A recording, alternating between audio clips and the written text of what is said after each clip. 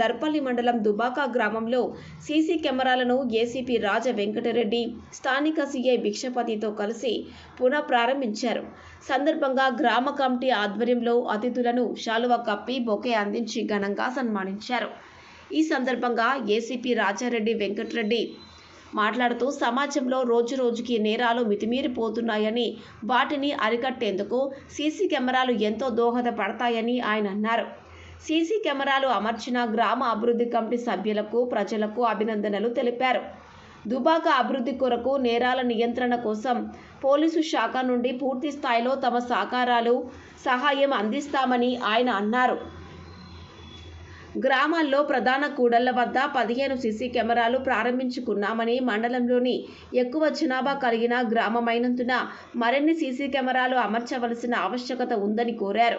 తొందరలోనే గ్రామానికి సరిపోయే సీసీ కెమెరాలు ఏర్పాటు చేసుకోవాలని ఆయన అన్నారు. దుబాక గ్రామం జిల్లాలోని అభివృద్ధి చెందిన గ్రామంగా స్ఫూర్తిదాయకం కావాలని ఆయన ఆకాంక్షించారు. చట్టాన్ని తమ చేతిలోకి తీసుకోకుండా చట్ట పరిధిలో యువత ముందుకు సాగాలని ఆయన చెప్పారు. కేంద్ర ప్రభుత్వం తెచ్చిన నూతన చట్టాలు చాలా కఠినంగా ఉన్నాయని, వాటికి అనుగుణంగా ప్రజలు ఉండాలని ఆయన కోరారు. కార్యక్రమంలో న్యాయవాది ఆశ నారాయణ, ఎస్ఐలు విక్రమ్, రమేష్, కానిస్టేబుల్, గ్రామ కమిటీ అధ్యక్షులు కోతి శేఖర్ రెడ్డి, క్యాషియర్ అరుణ్, కార్యదర్శి మురళి, సలహాదారులు, మాజీ ఎంపీటీసీ పేడ గంగాధర్, గ్రామ యువత, ప్రజలు తదితరులు పాల్గొన్నారు. ఒక చెత్త రోడ్డు మీద ఏమంటేస్తారా? ఎందుకు భయపడతారు?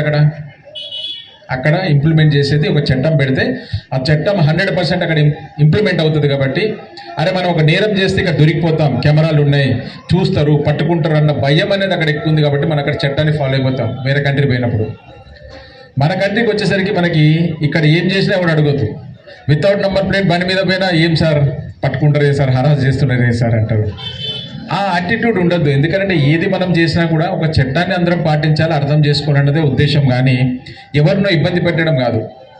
ఒక నంబర్ ప్లేట్ లేని బండి ఎవరో మీకు తెలిసిన బంధువుకు ఒక యాక్సిడెంట్ చేసింది అనుకోండి, ఎంత నష్టం జరిగిపోతుంది?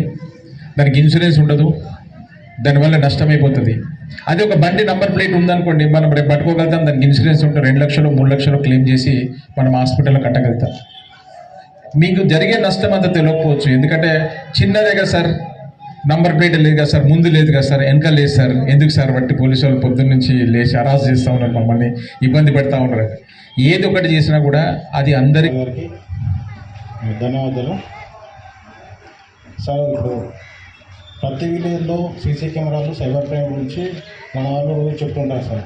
బట్ అవేర్నెస్ దాని ఉపయోగాలు ఏముంటాయి పెట్టుకోవాలని దుబాక విలేజ్ వాళ్ళు చాలా తొందరగా ముందుగా రెస్పాండ్ అయ్యి ఈ సీసీ కెమెరాలు పెట్టుకోవడం చాలా సంతోషం.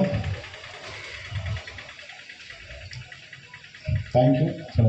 నడవడిగా ఉండాలా, మన జీవన శైలి ఉండాలి. ఆ చట్టానికి ఖిలాఫ్గా మనం ఎవరు పోయినా, దేశంలో ఎవరు పోయినా ఒక్కలే కాదు, కానీ చట్టం తన పని చేసుకొని పోతుంది. ఇలా మనం చూస్తున్నాం, మంచి మంచి ఎంపీలు కావచ్చు, మినిస్టర్లు కావచ్చు, చీఫ్ మినిస్టర్లు కావచ్చు, ఇలా దేశంలో చట్టానికి జైలుకి వెళ్ళేటువంటి పరిస్థితులు మనకు కనబడుతుంది. కనుక ఏదైనా చట్ట పరిధిలో మనకున్నటువంటి అవకాశాలను సద్వినియోగం చేసుకుంటే మీకు జిల్లా అధికార యంత్రాంగం, అది జ్యుడిషియరీ కావచ్చు, కార్యనిర్వాహక వర్గం కావచ్చు, అంటే కలెక్టర్ సంబంధించినటువంటి వాళ్ళ పోలీస్ శాఖ వాళ్ళు కూడా కావచ్చు, అంటే సంపూర్ణ సహకారాలు మీకు ఇవ్వడానికి సిద్ధంగా ఉంటారు. అంటే నేను అన్ని కార్యక్రమాలలో చూస్తున్నాం వల్ల. కనుక ఈ 3 వ్యవస్థలను మనము దగ్గర చేసుకొని మన గ్రామ అభివృద్ధి కమిటీని ఎట్లా ఇంకా ముందడుగు తీసుకుపోవాలనే, మన గ్రామ అభివృద్ధిని అనేది